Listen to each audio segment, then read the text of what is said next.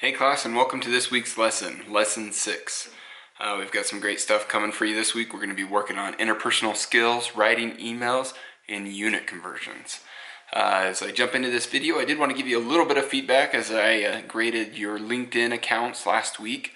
From what I saw, everything looked really good. I was pretty impressed with most of your LinkedIn accounts, and I would just encourage you to really utilize that tool, as it is something that's really used a lot in this day and age.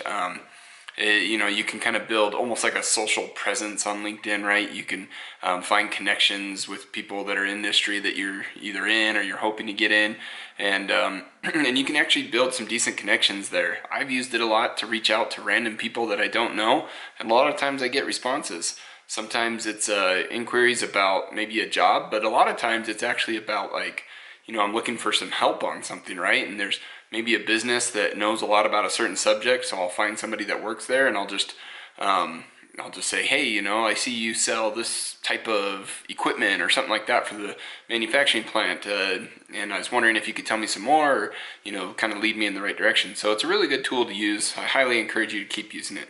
One thing I will say, as I was grading them, I noticed that there was quite a few that didn't have profile pictures. And so I did take a few points off, but then I got a few people that emailed me right away saying, hey, I do have a profile picture on there. It might just be that my privacy settings aren't allowing you to see that. So if you are one of those people that, I've had a couple people email me about that already. So go take a look at your grade. If you did have a profile picture, but I took some points off and made a comment saying I didn't see it, just let me know, because it is a privacy setting. You can make it so that only people that you are connected with can see your profile picture. So me, as I looked at it, since I'm not connected with you, I wasn't able to see that profile picture. I was able to see all the other information, but just not the profile picture. So let me know if that was one of you. There was also a handful of people that I think were a little confused on how to send the link of LinkedIn.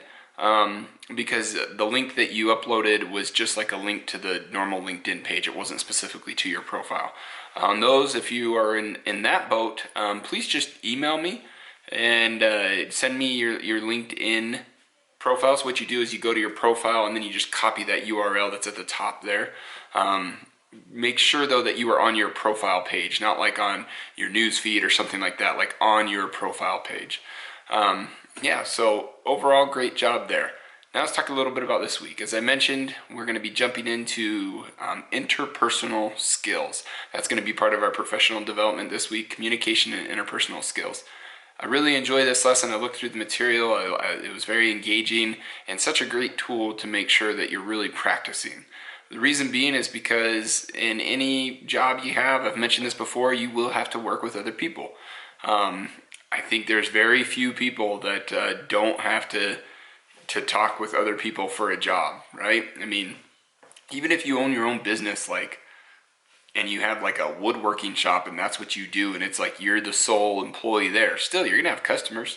You're gonna have to talk to people. So whether it's employees, whether it's coworkers, whether it's customers, in work, you're just gonna have to talk to someone. Even if you work from home, right? A lot of stuff now is done remotely. I teach remotely, and you would think as a BYU Idaho professor teaching remotely, I probably don't ever have to talk to anyone. Well, I do. We have a BYU Idaho professor teaching group, we call it. They kind of pair us up with about 5-6 other professors, and we meet pretty regularly, and we do it all digitally on the computer. But still, you gotta have the interpersonal skills, even if you're not working in a traditional office type setting. So that's important to learn and really enjoy the lesson there. Then as we jump over to writing, we're gonna be focusing on writing an email. This will be really good. It's a good practice. Again, kind of going back to that professionalism. Something you're constantly gonna have to do is probably write emails. Now every job's different. Some you may write more than others. Just depends. And it's important that you're able to express yourself through an email, because email, to me, sometimes it's a lot like text, right? Like somebody texts you something and you don't know if they were maybe angry or if they were happy when they said that. Sometimes it's hard to read, right? You can't tell without physically talking to them or hearing the tone in their voice, maybe how they meant things. So the same thing goes with email, and it's important to learn that, because sometimes you may be asking a simple question and maybe it comes off as really strong. I've had that happen before, where maybe I was just, simply asking someone something, and I just kind of quickly said, hey, what's this? Type thing. And I didn't mean it rudely or anything, but maybe they took it a little rudely because it was a little stern, right? And that, and that's on me, right? I could be a little better in how I word things. So it's important to learn good skills in writing emails, and being able to communicate, because sometimes you may be writing emails to somebody that doesn't even know you. That's where I usually find it the most important. In my day-to-day job, I'll tell you a little bit about that. In my day-to-day job, when I email back and forth to people that work, that I talk with, they know me, they know my personality, it's probably a little less, exactly professional every time, right? Because they kind of know my tone, and they kind of know who I am, type thing. But if I'm emailing somebody for the first time, or the company I work for, our corporate offices are in Chicago, and sometimes I'll get emails from people there that I have no idea who they are. They don't know who I am. Those ones I'm very cautious in making sure that I'm very polite and very, make sure how I word things, and I reread it a lot just to make sure, okay, is this going to come across how I want it to, things like that. So probably the number one tip I'd give you about emails: reread your email before you send it. I can't tell you how many times I've accidentally sent an email without rereading it, and just like simple little grammatical errors, or and saying not when you meant to not put not. Anyway, just like simple little things. Just make sure that goes with any writing, but when you write emails, make sure you reread them before you send them. From there, from math this week, we'll be working on unit conversions. So this is always kind of a fun subject to me, I think, but I know it also kind of trips people up sometimes. So, you're trying to go from square feet to square yards, or something like that, or going from pounds to kilograms, that's a big one, or going from Celsius to Fahrenheit type thing. So, or going from cups to gallons, all kinds of different unit conversions. So that's what our math will be focusing on this week. If you have questions, feel free to reach out.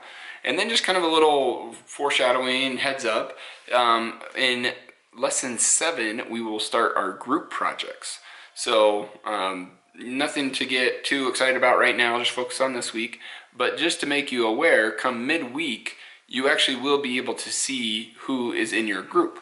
And I'll, we'll talk more about this next week and kind of about the project. I don't want to get too much into it right now. But just so that you're aware, the way you get to that is you, in Canvas, you go over to People on the side there, and then you should be able to see a little tab that says PC102 Groups. And you click on that, and you can find your group.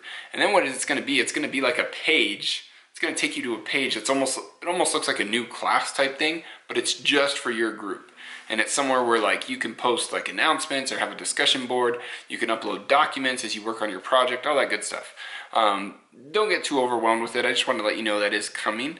We'll run through more of that next week, and it's not like it's going to be a crash course. We're going to work in these groups for the rest of the semester. So fear not. And just letting you know, if you want to hop on and kind of see who's in your group, maybe come Friday, you should be able to see that. And yeah, that's pretty much all I have for you this week.